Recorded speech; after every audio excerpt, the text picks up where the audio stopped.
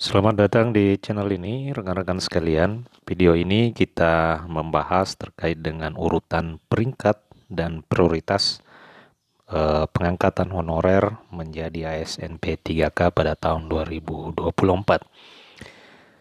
Informasi ini penting untuk rekan-rekan ketahui agar supaya bisa menjadi dasar bagi rekan-rekan untuk melamar pada formasi sesuai dengan kualifikasi pendidikan para tenaga honorer. Untuk itu, silakan disimak dan ditonton secara lengkap video ini. Sebelum kita membahas hal itu kepada rekan-rekan yang baru pertama kali menemukan channel ini, ayo ditekan tombol subscribe terlebih dahulu. Dan ayo ditekan tombol lonceng agar rekan-rekan terus dapat mendapatkan informasi-informasi dan kebijakan-kebijakan terbaru seputar honorer, P3K, dan pegawai negeri sipil.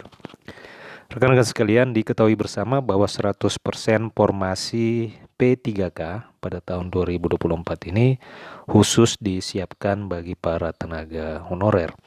Untuk formasi P3K, pelamar umum tidak dapat melamar pada seleksi P3K kecuali pada formasi atau jabatan guru. Pelamar umum itu bisa asalkan memiliki sertifikat pendidik atau serdik, atau bisa dikatakan lulusan PPG, ya, lulusan PPG. Jadi ini adalah lulusan PPG ini adalah non honorer. Itu bisa melamar pada seleksi P3K jabatan fungsional guru pada tahun 2024. Nah, rekan-rekan sekalian, perlu rekan-rekan ketahui bahwa di seleksi P3K ini terdapat 4 skala prioritas, ya, 4 skala prioritas yang nantinya akan diurutkan pada perankingan, ya, perankingan seleksi P3K pada tahun 2024. Hal ini bisa rekan-rekan perhatikan, ya, agar supaya rekan-rekan sekalian nantinya tidak kecewa dengan hasil seleksi SKD pada saat seleksi SKD itu dilakukan. Sebagaimana pada tahun 2023 yang lalu terdapat banyak honorer yang sedikit kecewa oleh karena mendapatkan peringkat atau mendapatkan nilai terbaik pada seleksi kompetensi dasar, akan tetapi harus disalib oleh tenaga honorer kategori 2 meskipun memiliki atau mendapatkan nilai SKD yang cukup rendah. Nah, pada tahun 2024 mekanisme seperti itu juga diberlakukan.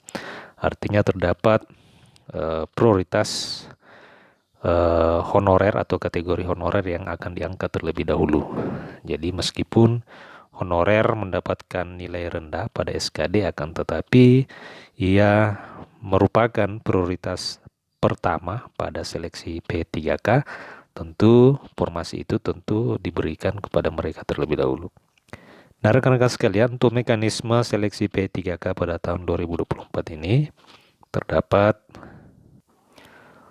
urutan perankingan atau urutan prioritas untuk menentukan kelulusan pada saat seleksi kompetensi dasar.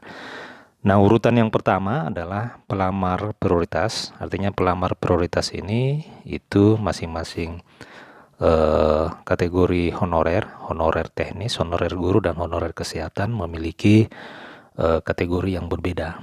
Untuk pelamar honorer teknis administrasi, untuk pelamar prioritas itu tidak ada, sedangkan untuk seleksi P3K jabatan fungsional guru terdapat pelamar prioritas, yakni pelamar kategori P1. Kategori P1 ini adalah para tenaga honorer yang telah lulus passing grade pada saat seleksi 2021. Jadi pada tahun 2024 ini formasi P3K itu prioritas pertama untuk jabatan fungsional guru akan ditempati oleh para pelamar P1. Sementara untuk seleksi atau jabatan fungsional kesehatan atau honorer kesehatan, untuk pelamar prioritas 1 itu akan ditempati oleh pelamar atau honorer bidan pendidik D4. Ya, D4 bidan pendidik. Ini yang akan menempati prioritas pertama pada pengangkatan honorer menjadi P3K. Kemudian untuk mekanisme atau prioritas kedua, yakni ex tenaga honorer kategori 2. Jadi seluruh kategori baik tenaga teknis administrasi, honorer guru dan kesehatan, prioritas kategori 2 ini menempati posisi kedua ya untuk jabatan guru dan kesehatan. Sementara untuk tenaga honorer teknis administrasi, pelamar prioritas atau kategori 2 itu menempati prioritas pertama.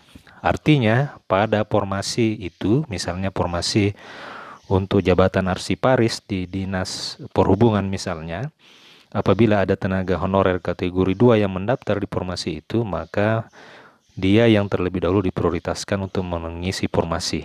Meskipun mungkin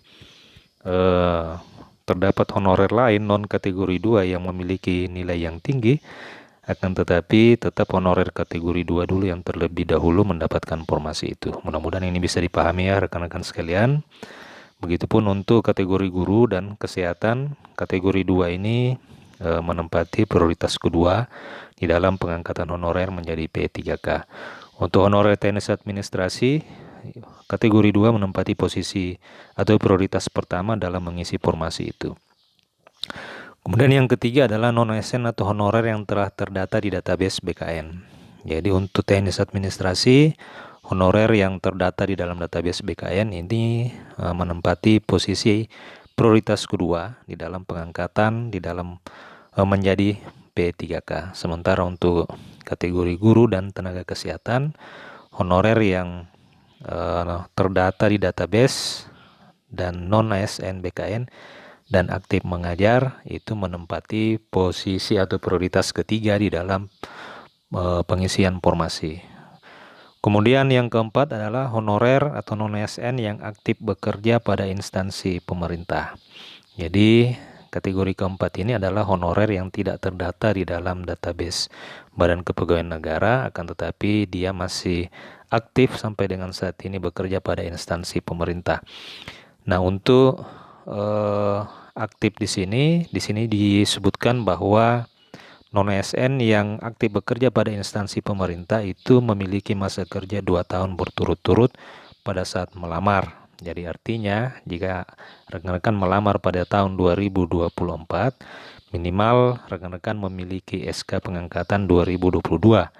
Rekan-rekan bisa melamar dan menempati prioritas keempat di dalam pengangkatan honorer menjadi P3K. Sementara untuk guru adalah guru non-ASN yang sekolah negeri yang terdaftar di Dapodik dan aktif mengajar. Jadi meskipun rekan-rekan honorer guru tidak terdata di dalam database BKN, akan tetapi terdata di Dapodik, maka rekan-rekan masih bisa mengikuti seleksi P3K ini. Sementara untuk jabatan fungsional kesehatan adalah honorer yang aktif bekerja di instansi pemerintah. Ya, ini adalah prioritas keempat ya, prioritas keempat untuk seleksi guru, kesehatan, dan honorer teknis administrasi. Sementara di seleksi P3K jabatan fungsional guru terdapat prioritas kelima yakni lulusan PPG atau pelamar umum yang memiliki sertifikat PPG. Diberikan ruang juga untuk mendaftar pada jabatan fungsional guru di formasi P3K ini. Nah, rekan-rekan sekalian, ini yang perlu diketahui bersama bahwa pengalaman di bidang kerja sesuai kompetensi tugas jabatan minimal 2 tahun, jenjang pemula terampil mahir, penyelia dan ahli pertama, kemudian minimal 3 tahun untuk jenjang ahli muda. Kemudian pelamar yang tidak dapat mengisi, ini yang perlu, pelamar yang tidak dapat mengisi lowongan formasi dapat dipertimbangkan untuk menjadi P3K per waktu. Jadi apabila rekan-rekan tidak berhasil lolos pada seleksi ini, maka dapat dipertimbangkan untuk diangkat menjadi P3K per waktu. Dapat dipertimbangkan di sini artinya diserahkan kembali atau menjadi kewenangan dari masing-masing instansi atau pemerintah daerah. Demikian rekan-rekan sekalian urutan peringkingan atau prioritas honorer untuk diangkat menjadi ASN P3K 2024 ini. Semoga rekan-rekan sekalian bisa memahami dan setidaknya di dalam memilih formasi sesuai dengan ijazah itu bisa sedikit mempertimbangkan dari aspek kategori atau prioritas ini ya. Jangan sampai rekan-rekan jika memang di formasi itu terdapat formasi honorer atau formasi pendaftar honorer kategori 2, maka rekan-rekan non-ASN non kategori 2 dapat mempertimbangkan apakah mau mendaftar di formasi itu atau seperti apa, atau mencari di formasi jabatan lain. Jangan sampai rekan-rekan sudah memperebutkan 2 formasi sementara yang melamar di situ adalah 2 orang kategori 2, maka honorer yang terdata di database BKN non kategori 2 itu dapat dipastikan tidak akan bisa mendapatkan formasi itu. Mudah-mudahan itu dipahami, dan jika memang masih belum paham silakan tuliskan di kolom komentar video ini. Terima kasih rekan-rekan video kali ini. Sampai jumpa di video berikutnya.